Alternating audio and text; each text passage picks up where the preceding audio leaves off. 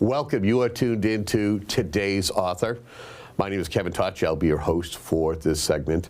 The idea is to talk with folks who have written books and get into the ideas of some of the things that go into writing a book. And there are a lot of accomplished authors here on the South Shore, and we like talking to all of them. We are privileged today to be speaking with a gentleman who actually has written a book, actually a novella. It's called A Wayward Oath, and we have Mr. Bill Jacques, who is joining us.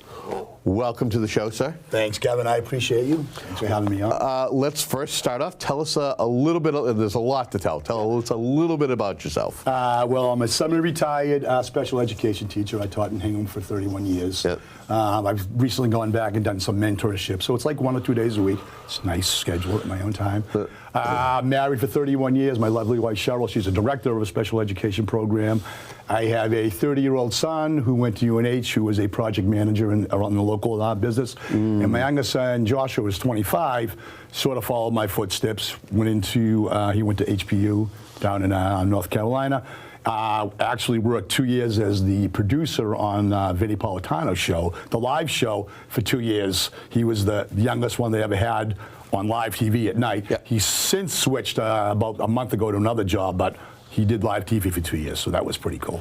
Yeah. You're not someone who's new to writing. You've done a lot of short stories, and so what we're talking about today is one of many that you've done, but this is something that you kind of had to have someone push you to kind of get this thing off your desk. Yeah, as you said, I've been writing since junior high in high school. Yeah. The old-fashioned way before computers. I had a Smith Corona typewriter. You wrote it up. You looked in things, were looking for publications, you sent it out, you waited in the mail for it. So I had a lot of success in the small print things. I had short stories, poems, things like that. This is a little bit bigger. I wrote this about 12 years ago. It got published immediately by Sweet Dreams Publishing. We had a release for it, and I sort of moved on to other things. I got more heavily into movies, so I did a lot of movie work in time, and then I sort of found it lying around again. I said, you know, this might make... I called my publisher. She set me up with a publicist out in San Diego called Kim Beals, who's been absolutely phenomenal. And we're starting to push the book. We're going to get in local places. It's going to be up on Amazon. It's already up on Barnes & Noble. And we're going to do some book signings, and I'm going to tour the local towns to sort of get some buzz back into it. Yeah, talk to. So the story is it dives deep into Boston's criminal underworld. Yep. What inspired you to tell this story? It's funny, when I write things, I don't write with an outline. I might have a couple of Post-its. I sort of get down at the computer and I write and I see where things go. It's a weird thing. I know where I kind of want to go, but if a character maybe pops up that's more interesting than I thought was going to be, I kind of run with that character. I kind of let the story sort of lead me through. And I'd originally written it to be maybe a 3 or 4 page story, and I said, no, this needs more. So it's like 55 or 65 pages, so yeah. And I'm happy the way it came out. It's been sitting on my desk for a while. I reread it, and I'm like, wow, yeah, I got to get this thing back on. I'm kind of happy with this way this is. So here we are. Tell us about Special Detective Harrison Edwards. This is a burned-out investigator. Yep. What made him the right character to lead your story? He's kind of a quirky, wise guy. I guess some of the characteristics, I'm kind of a quirky, wise guy. I'm operating in Weymouth, Massachusetts.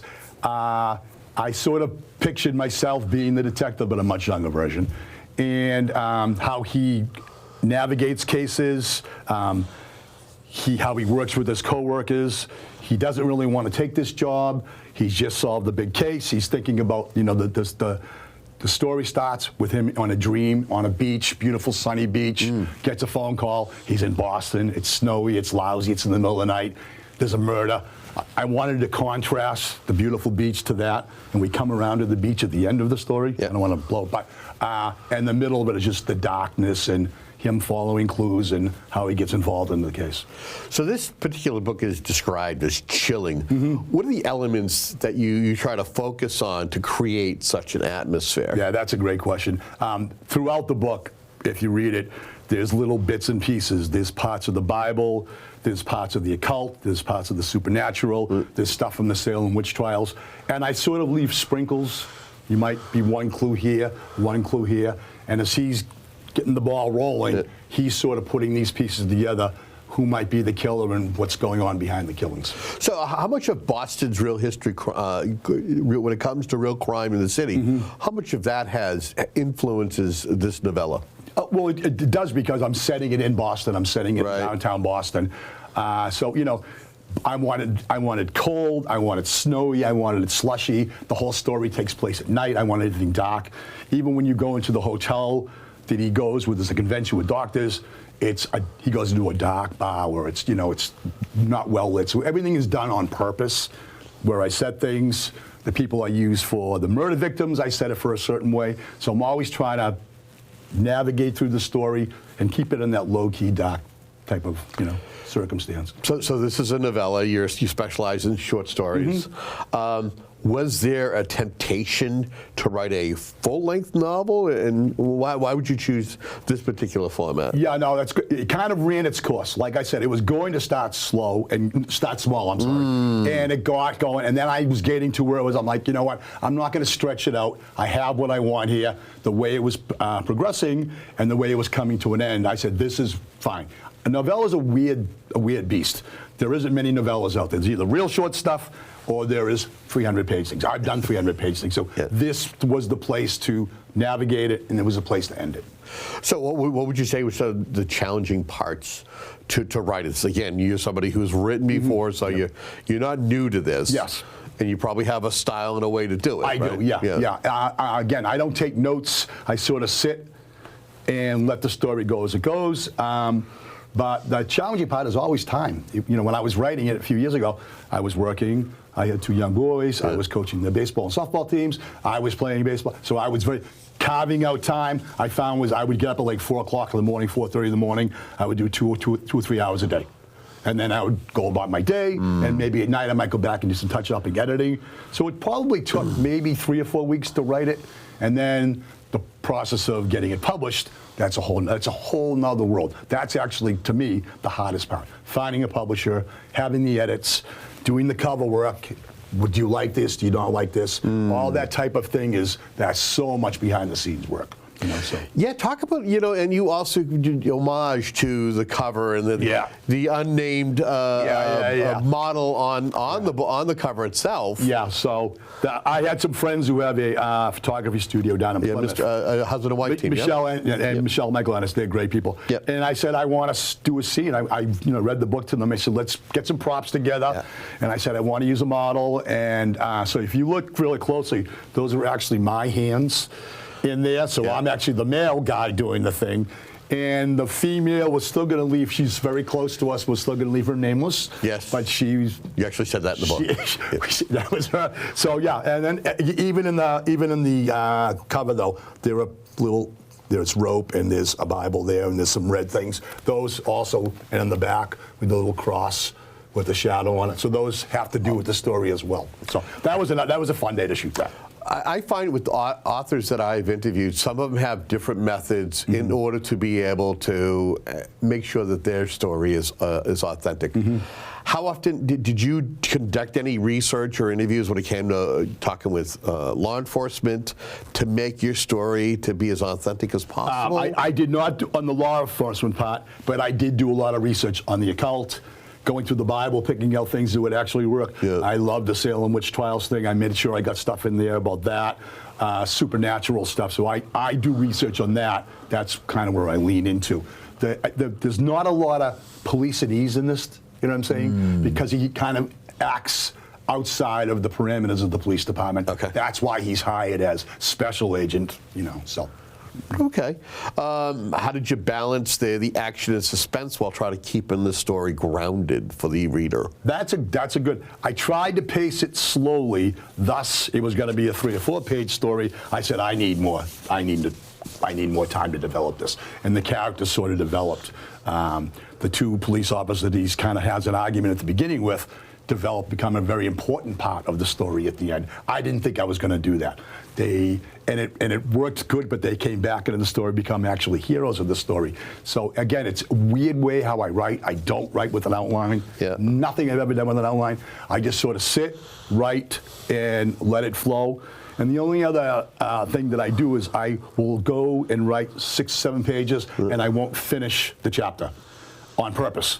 So the next morning, I come in, I say, okay, I got to write today.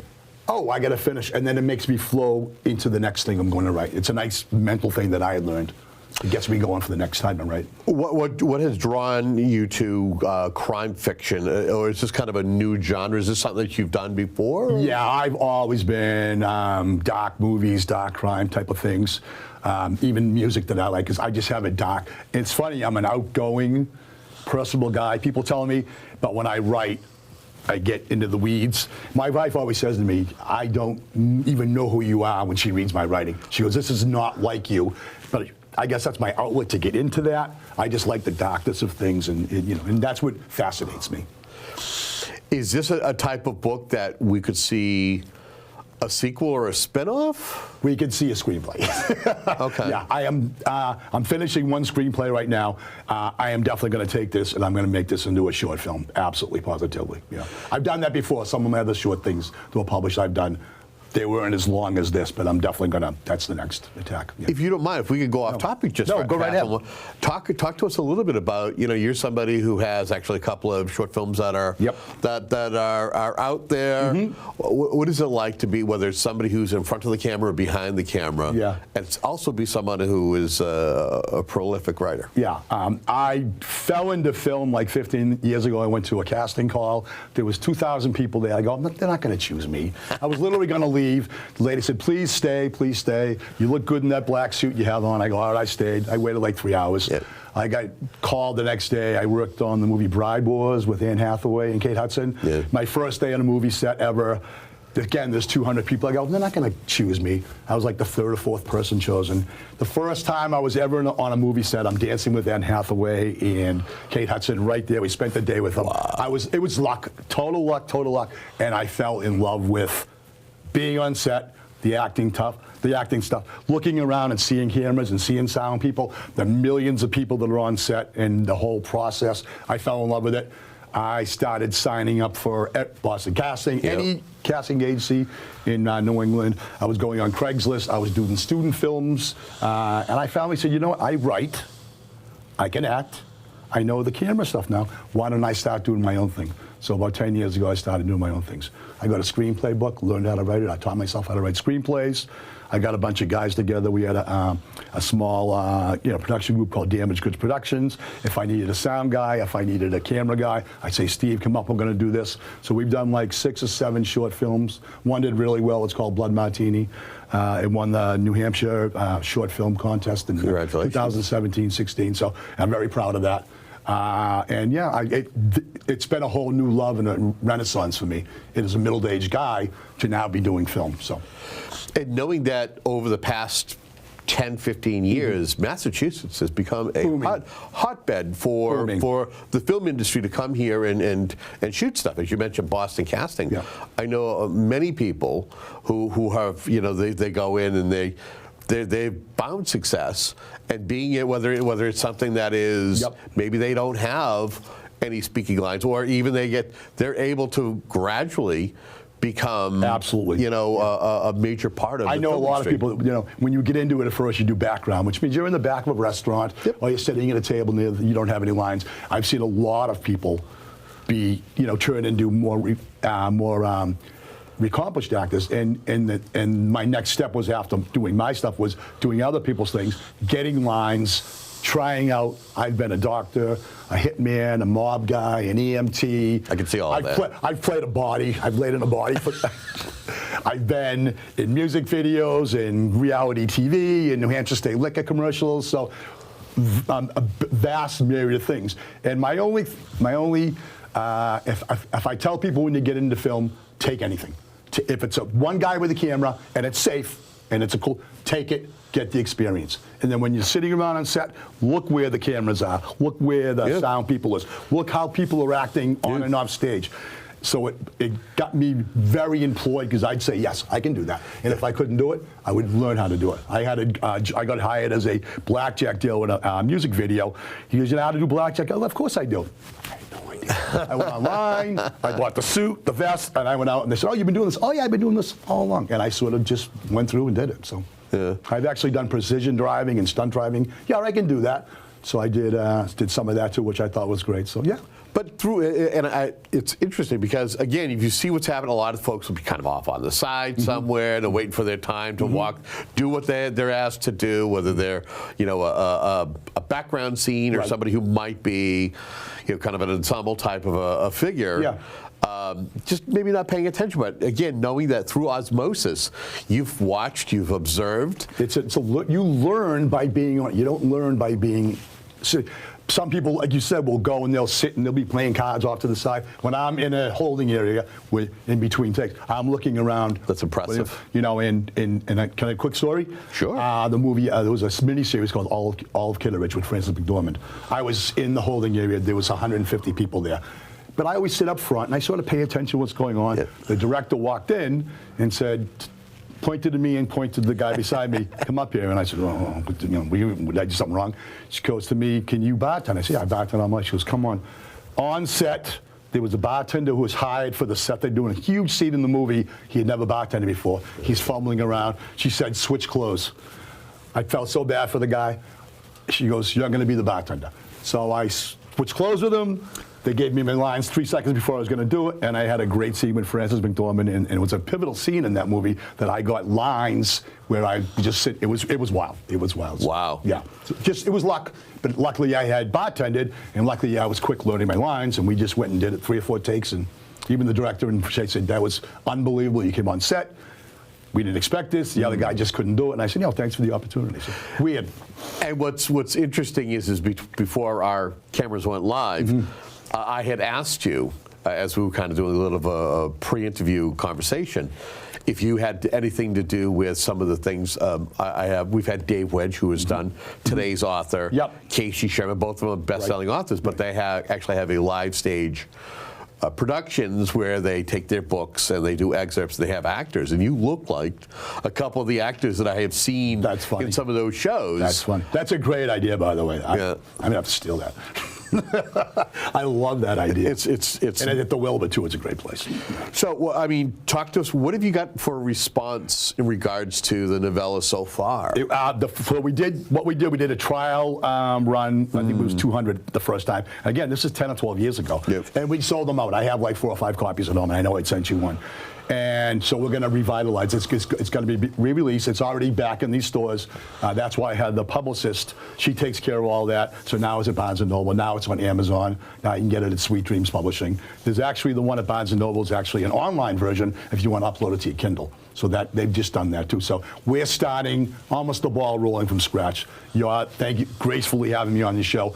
I want to be on a lot of shows and start doing this thing too. The thing that seems to be hot these days, along with podcasts, is audiobooks. Any thoughts of doing an audiobook? Yes, definitely. Yeah, my publisher talked to me about it. I will not be audio. I have a horrible voice. I have an Italian rough accent. I'm going to get someone professional to do the audiobook. But yes, I would definitely like to do that too. Okay.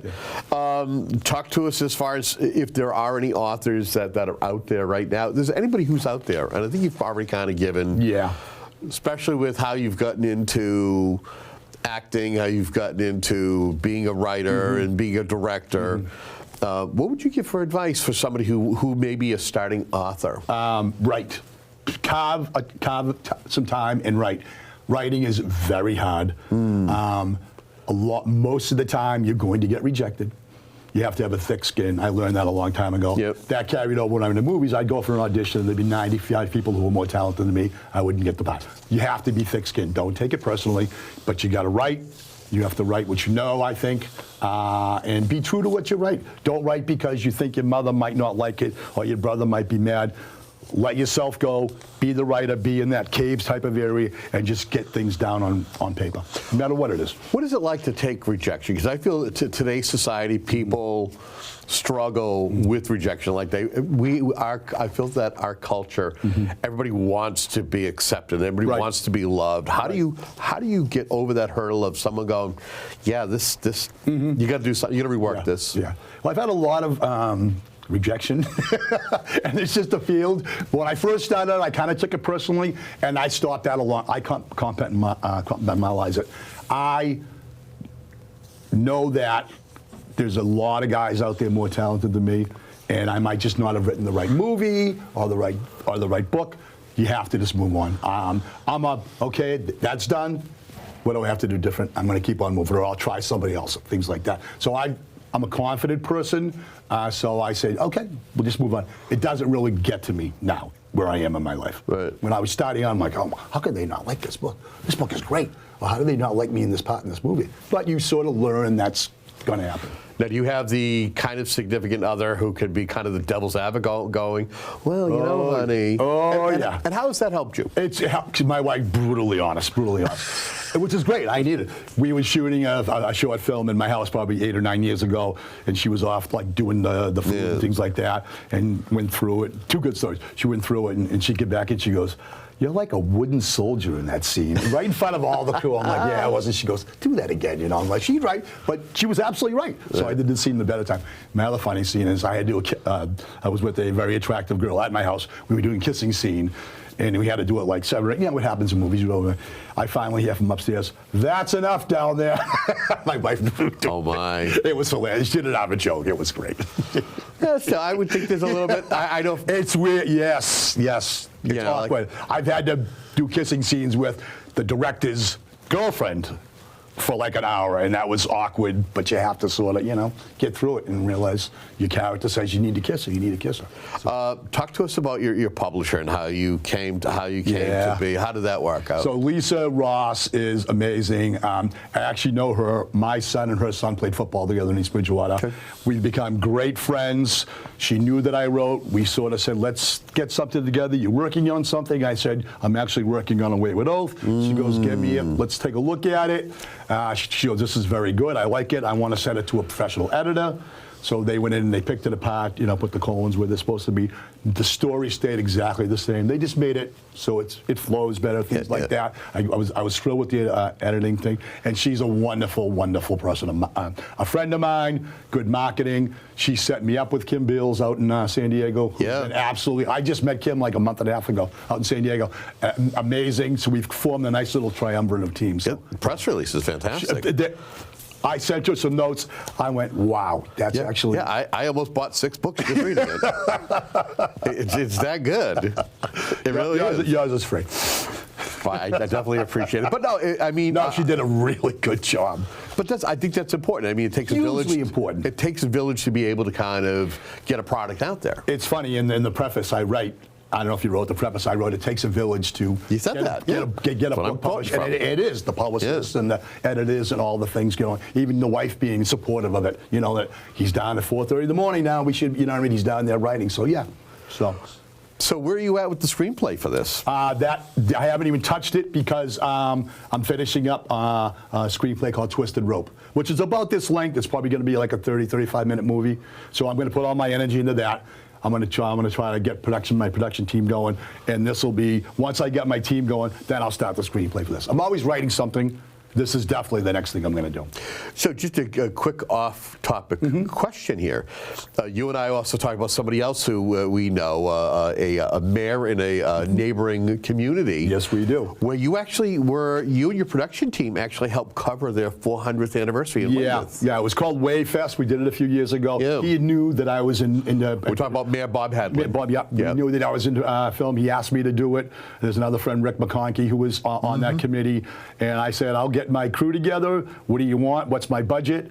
They said it's going to be happening here. We had a couple of budget meetings, and they gave me the green light to do it. So I had 3 or 4 camera people that day. I had myself and a local actress was one of my correspondents. We just sort of went out. I sort of produced it from an area. We had golf carts. We drove around. There was activities on the base in Weymouth, literally spread out. So I said, let's go here, let's go here, let's go here. We got all the people, you know, there was politicians and hockey players and Olympians and things like that. I interviewed some people. She did. It was a great day. It was like 16 hours of us just flying around. and the final product came out great. You know, we were very happy with it. So it was a ball. Well, seeing that you're kind of a really hands-on kind of a guy, were you also the guy who did editing, or you kind of hand it off to somebody? So that's something I sit with the editors. The technical part about it, forget it. You might as well put me in a jet fighter. No, but I have an eye or a sense for that needs another beat. Let's change that camera angle. I don't like that. Tell, So that I have, but the technical part, I need someone to sit there and do that for me. Yeah. So our time's winding down. We got less than 5 minutes left here. Is there any stone we haven't turned over to talk about A Wayward Oath that you want to kind of make sure you share with our viewers? Yeah, I'd like you folks to go visit the sites we talked about. I'd appreciate it greatly. We're going to be doing a book signing soon. I'm trying to figure out a venue. I want to do a book signing on a Sunday. There'll be books you can buy in person, but yeah, you can get it on Barnes & Noble, you can get it on Sweet Dream Publishing, and you can get it at Amazon. And if you're having trouble, you can just type Bill Jacques, A Wayward Oath on Google, and that'll get you to these 3 sites, and you can order online. So anybody who wants it signed, send it to my house, come to my house, I don't care. I'll sign it for you. I think it's like $10.99 right now, so it's not an expensive book. I think the online version is like $2.99 if you want to go that route too. So yeah, if you want to support me, I'd greatly appreciate it. Probably the other thing I would ask is, as far as, do you want to promote any of your short films that right now that if folks want to, can they see them? You can see them too. Yeah, Blood Martini, the one that award winner. Yeah. It's funny. I'll be quick. Blood Martini. We actually did the Nathaniel Thomas Mill. We actually rented it for a day. There's a scene that has to go back to the old Salem witch trials, and Hanson Historical Society was so nice to work with. They were so nice. They rented me for like $50 for the day. We have a pivotal scene that was shot there, and we actually got a little extra time that day. So I said, let's go out into the woods and do some B-roll. And thankfully, we needed the B-roll to actually be in the movie. So it's super nice. So that's a local set that we used that's in Blood Martini. That's fantastic. That was great. Do you have your own personal website by any chance? I do not have my own personal website, but you can, again, go on Sweet Dreams Publishing, and they have a section for me. I'm going to be developing that. So. What about social media? Are you a social media guy? Just find me on Facebook. Yep, I'm on Facebook. Yep, in East Bridgewater. I want to thank you so much for being my guest Kevin, today. You kidding me? This was awesome. I greatly appreciate it. And again, support your local authors. The work they do is second to none. We've had Bill Jacques, who's been here to talk with us about his book, A Wayward Oath. And we want to thank you for tuning in to shows like this here on WHCA. The idea is to kind of keep you up to date and informed of the things that are going on in and around the communities that we serve. That's Whitman and Hanson. If you have ideas for authors or for shows, you can always info@WHCA.tv. Until our next conversation, our next author, have yourself a great day.